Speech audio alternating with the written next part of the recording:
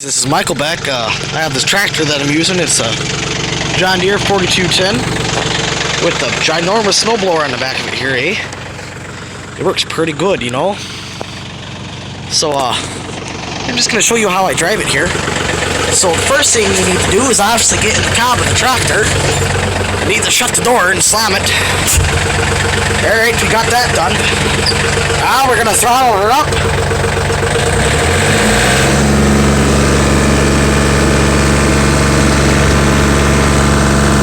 This here's a PTO.